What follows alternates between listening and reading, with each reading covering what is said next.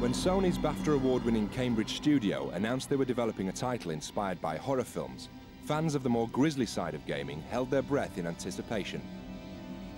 With a name like Ghosthunter, it was quickly evident this was going to be a spooky title with a difference.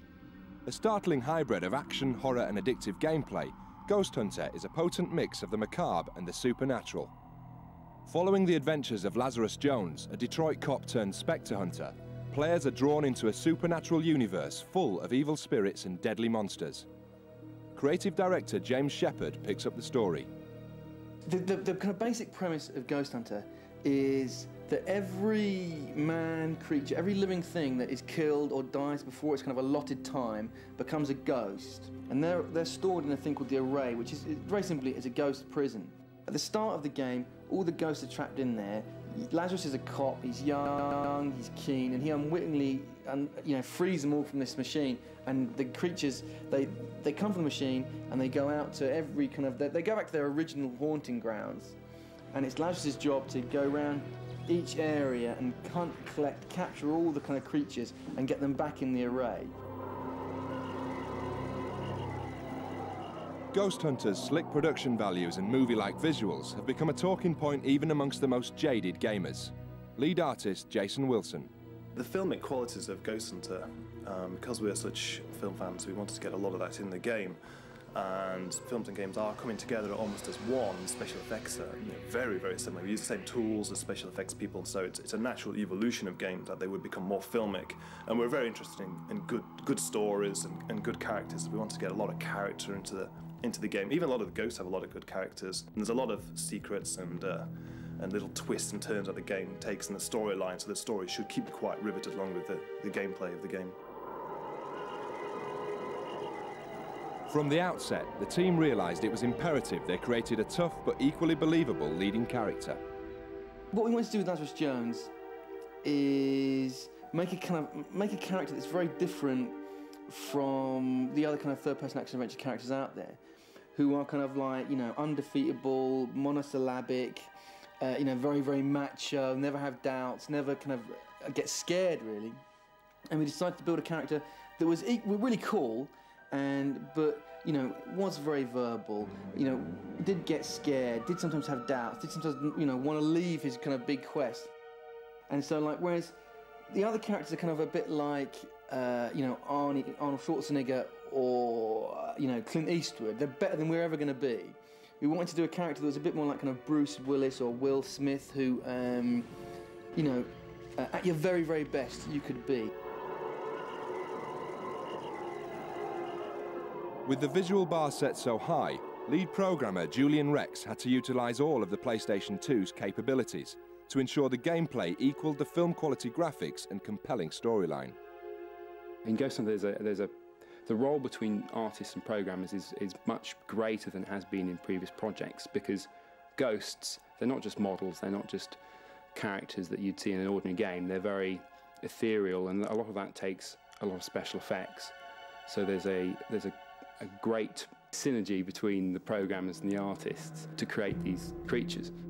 The technology that we've got, it's kind of a multitasking AI system. Basically that means that the characters can do multiple things at the same time. They can run around, they can see things, they can fight, they can communicate with each other.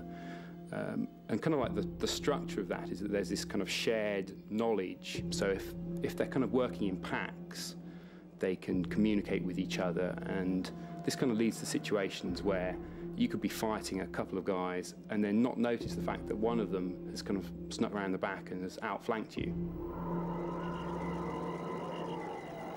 Motion capture and inverse kinematics played a large part in creating Ghosthunter's realistic feel.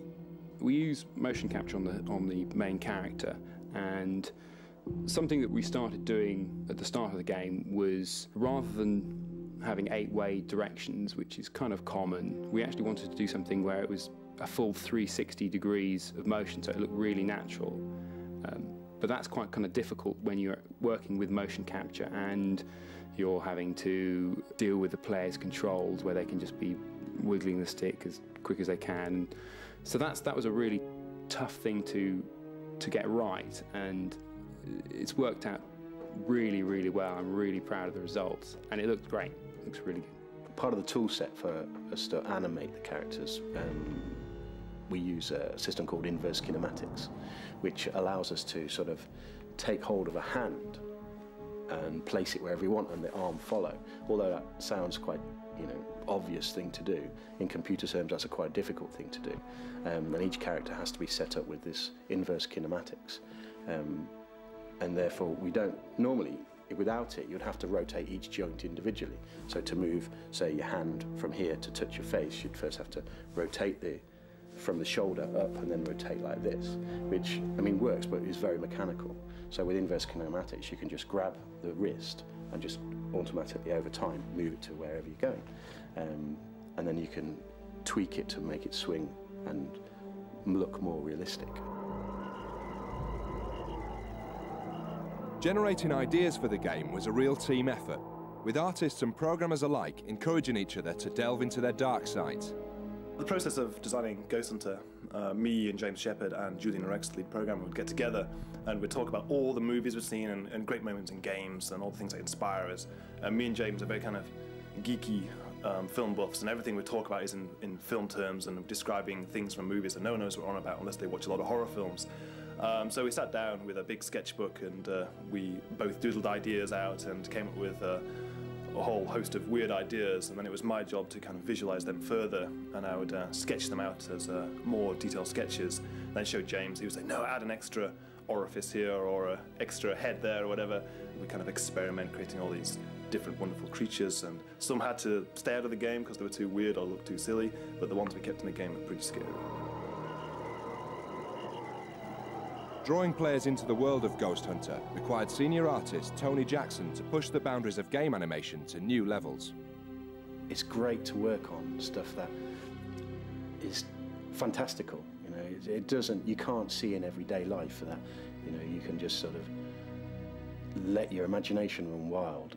I can take a character and say, oh, this guy, he's sort of zombie-like, so you have to sort of almost get under his skin and think, well, how would that zombie move? And you've got like years of zombie movies, to sort of use as reference, so you can look at those and think, yeah, they're all stiff, what have you, and they're dragging certain limbs because they don't work. And it's great to take a character from the concept and then, almost live all his movements. And I really love to give them as much character as I can, rather than just sort of bog standard walk around. I really like to, if they're big and heavy, I want them to look big and heavy, so you sort of throw their limbs around and, try and give them a little life of their own. But how can the player fight these strange creatures? Normal rules of combat hardly apply. In terms of weapons, Lazarus is a cop and he's got real earth weapons. He's got shotguns and pistols and all that kind of stuff. And also he's got weapons that are kind of ghost hunting weapons, more kind of slightly high-tech sci-fi kind of weapons, which kind of use ghost energy against the ghosts. And as you capture ghosts, the ghosts almost become ammo. They give you energy to use your weapons again. But the key device in the game is the kind of capture grenade device, and it's the best way to think of it is it's like a kind of frisbee crossed with a Ouija board, and if you get it into a ghost, it kind of it sucks the ghost into this kind of this plane of existence. So you'll have a ghost that is really elusive and you can't really attack it with any of your weapons, and then you get the grenade into the ghost and it's brought into the plane of existence, and you can get your shotgun out and blast a massive hole out of it, and then weaken it and you capture it, and once the ghosts are really, really weakened, the grenade, that it will capture them and transport them back to the array. Ghosthunter's action-packed gameplay, rich storyline and cinematic styling combines to create a title which will appeal not only to fans of the horror action genre, but to console players the world over, who demand that the same TLC devoted to big-budget movies is applied to computer games. With Ghosthunter, they won't be disappointed.